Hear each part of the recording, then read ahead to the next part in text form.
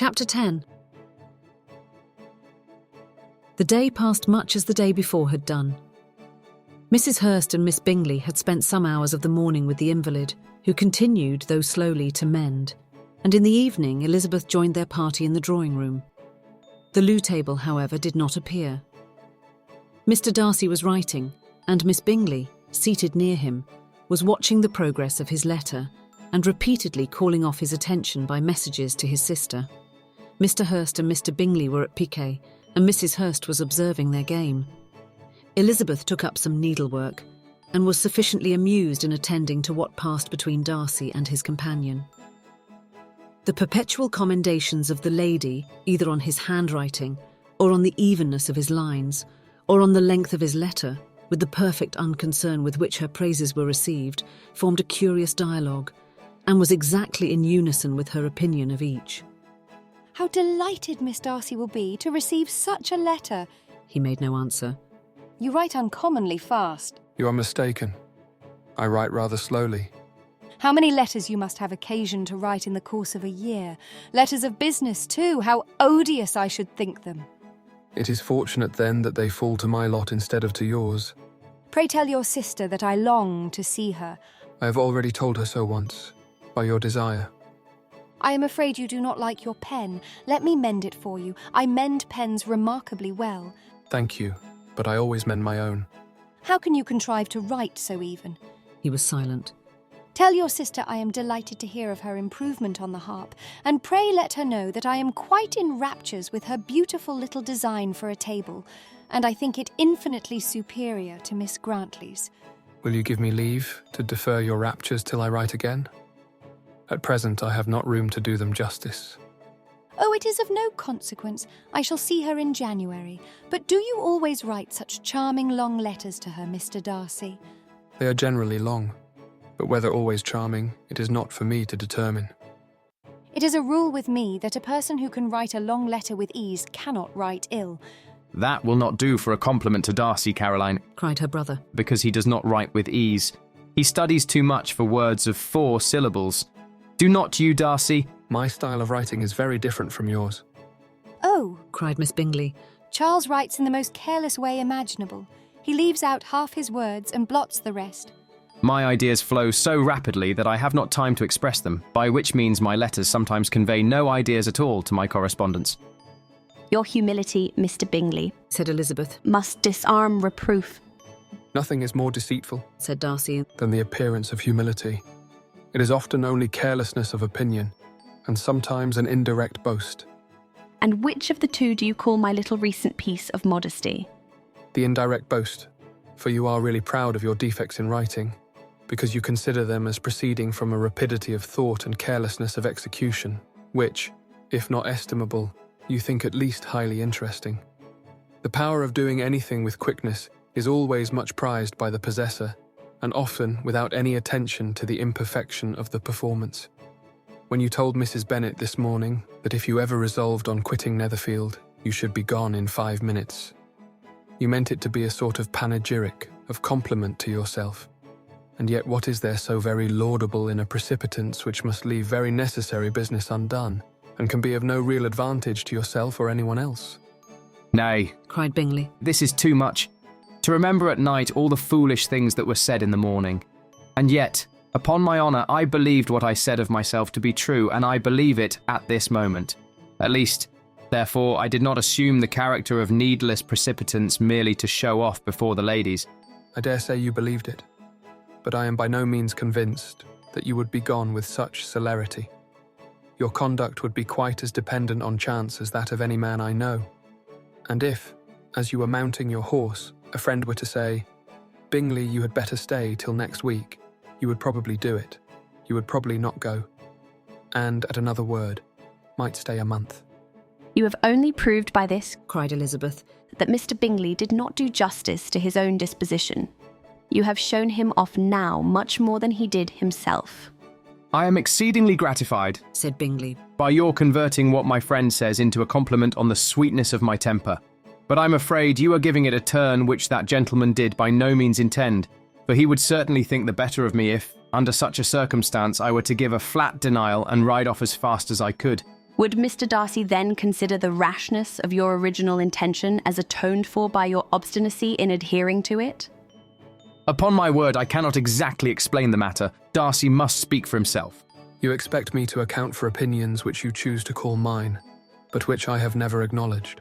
Allowing the case, however, to stand according to your representation, you must remember, Miss Bennet, that the friend who is supposed to desire his return to the house and the delay of his plan has merely desired it, asked it without offering one argument in favour of its propriety. To yield readily, easily to the persuasion of a friend is no merit with you. To yield without conviction is no compliment to the understanding of either. You appear to me, Mr. Darcy, to allow nothing for the influence of friendship and affection. A regard for the requester would often make one readily yield to a request, without waiting for arguments to reason one into it. I am not particularly speaking of such a case as you have supposed about Mr. Bingley. We may as well wait, perhaps, till the circumstance occurs, before we discuss the discretion of his behaviour thereupon. But in general and ordinary cases between friend and friend, where one of them is desired by the other to change a resolution of no very great moment, should you think ill of that person for complying with the desire, without waiting to be argued into it? Will it not be advisable, before we proceed on this subject, to arrange with rather more precision the degree of importance which is to appertain to this request, as well as the degree of intimacy subsisting between the parties? By all means, cried Bingley. let us hear all the particulars, not forgetting their comparative height and size, for that will have more weight in the argument, Miss Bennet, than you may be aware of. I assure you that if Darcy were not such a great tall fellow, in comparison with myself, I should not pay him half so much deference. I declare I do not know a more awful object than Darcy on particular occasions and in particular places. At his own house especially, and of a Sunday evening when he has nothing to do. Mr. Darcy smiled, but Elizabeth thought she could perceive that he was rather offended, and therefore checked her laugh. Miss Bingley warmly resented the indignity he had received, in an expostulation with her brother for talking such nonsense. I see your design, Bingley, said his friend. You dislike an argument and want to silence this. Perhaps I do. Arguments are too much like disputes. If you and Miss Bennet will defer yours till I'm out of the room, I shall be very thankful. And then you may say whatever you like of me. What you ask, said Elizabeth, is no sacrifice on my side, and Mr. Darcy had much better finish his letter. Mr. Darcy took her advice and did finish his letter. When that business was over, he applied to Miss Bingley and Elizabeth for the indulgence of some music. Miss Bingley moved with alacrity to the pianoforte, and after a polite request that Elizabeth would lead the way, which the other as politely and more earnestly negatived, she seated herself. Mrs. Hurst sang with her sister, and while they were thus employed, Elizabeth could not help observing, as she turned over some music books that lay on the instrument, how frequently Mr. Darcy's eyes were fixed on her. She hardly knew how to suppose that she could be an object of admiration to so great a man, and yet that he should look at her because he disliked her was still more strange. She could only imagine, however, at last, that she drew his notice because there was something about her more wrong and reprehensible, according to his ideas of right, than in any other person present. The supposition did not pain her. She liked him too little to care for his approbation. After playing some Italian songs, Miss Bingley varied the charm by a lively Scotch air, and soon afterwards Mr. Darcy, drawing near Elizabeth, said to her, Do you not feel a great inclination, Miss Bennet, to seize such an opportunity of dancing a reel? She smiled but made no answer. He repeated the question with some surprise at her silence. Oh, said she. I heard you before, but I could not immediately determine what to say in reply. You wanted me, I know, to say yes, that you might have the pleasure of despising my taste. But I always delight in overthrowing those kind of schemes and cheating a person of their premeditated contempt. I have therefore made up my mind to tell you that I do not want to dance a reel at all, and now despise me if you dare. Indeed, I do not dare. Elizabeth, having rather expected to affront him, was amazed at his gallantry. But there was a mixture of sweetness and archness in her manner, which made it difficult for her to affront anybody, and Darcy had never been so bewitched by any woman as he was by her. He really believed that, were it not for the inferiority of her connections, he should be in some danger. Miss Bingley saw or suspected enough to be jealous, and her great anxiety for the recovery of her dear friend Jane received some assistance from her desire of getting rid of Elizabeth.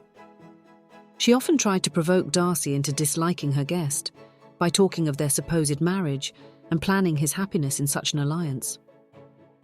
"I hope," said she, as they were walking together in the shrubbery the next day, "you will give your mother-in-law a few hints when this desirable event takes place as to the advantage of holding her tongue, and if you can compass it, to cure the younger girls of running after the officers, and, if I may mention so delicate a subject, endeavour to check that little something, bordering on conceit and impertinence, which your lady possesses."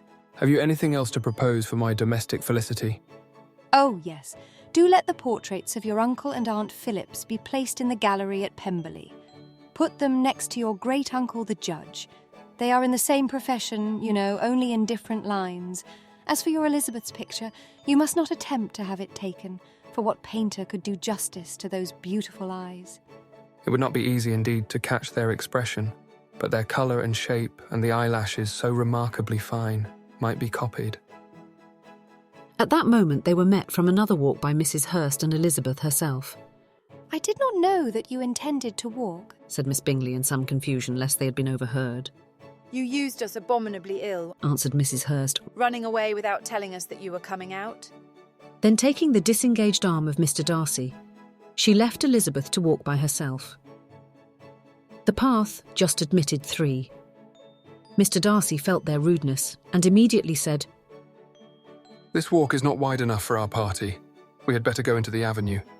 but Elizabeth, who had not the least inclination to remain with them, laughingly answered, No, stay where you are. You are charmingly grouped and appear to uncommon advantage. The picturesque would be spoilt by admitting a 4th. Goodbye.